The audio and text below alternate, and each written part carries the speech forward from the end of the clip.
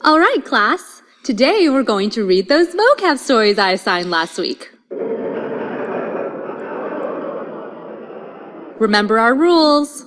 Do I need to remind you of them? No. You have to pronounce your vocab words intelligently. You have to use the majority of the words in your story. You can't copy or mimic an existing story or concept. And above all, No talking animals. who's up first? So, I need to make a disclaimer about this. See? No disclaimers. No disclaimers. Read. 147 days before the Tuesday 5 months after it happened, I read a really good book. It was probably something you wouldn't have any interest in, like The Mammoth Book of Chess, but while I'm making stuff up, let's pretend it was something by Charles Dickens. To be honest, y'all are probably even less interested in Dickens than chess, but since you are sitting in an English class, you have to at least fake interest. So, as I was reading Conquering Insomnia Without Pills, I saw a guy. He was a very special guy wearing a red shirt. Why was he special? I haven't the foggiest. But my kindergarten teacher always claimed that everyone was special, so he must be too. His shirt really caught my attention. It said, Sicilian Defense, FTW! Exclamation point! Exclamation point! Exclamation point! I didn't know what FTW meant, but the triple exclamation points cued me that he was pro-Sicilian. Always look for those context clues. I was about to commend his shirt when he just walked away. I never saw him again.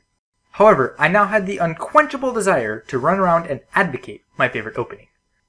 I quickly assessed the room. The dude sitting to my left? Nah, he was probably one of those stubborn French players. The guy on my right, though, he had all the makings of a prime Sicilianer. Taciturn and introspective, his gaze fixated on the wall as he belabored to assess the tactical combination he'd played 3 weeks ago. Hey you, what's your favorite opening? I asked him. I normally wouldn't go out of my way to talk to a stranger, but hey, this is a chess tournament. We're all friends here. Who, me? Definitely the Petrov. And then I knew we could never be friends. Petrov players have such banal, boorish personalities. Shunned by the rest of the world, they group in sheep-like huddles, expressing their fascination with their favorite brand of beetle food or examining their belly buttons with all the fervor of a dog chasing its tail. What I had mistakenly thought to be an effort of great tactical genius, I now knew to be a great effort to analyze the irregularities of the wall paint.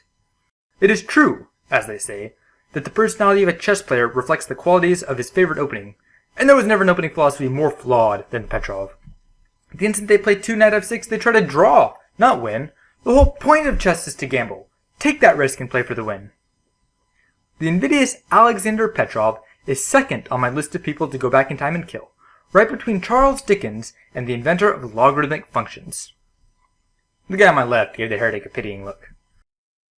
Personally, I prefer the Sicilian. Aha! I knew he couldn't be an intransigent Frenchie. You want to play a game? I asked him.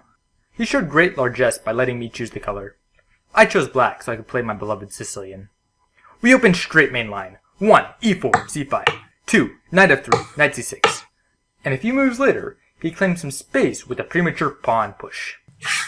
He thought he could just push my knight around? No, my plan congealed. I made a deceptive retreating move, making my position look less defendable. He eagerly snapped up the bait. Unfortunately for him, my pieces had a coherency emulative of Mikhail Tal's. I sacrificed a rook. He took it gleefully, fooled into thinking I was done for. I followed up with a series of confusing checks that he thought were irrelevant, until I took his queen, releasing the linchpin that held his position together. He resigned a few moves later.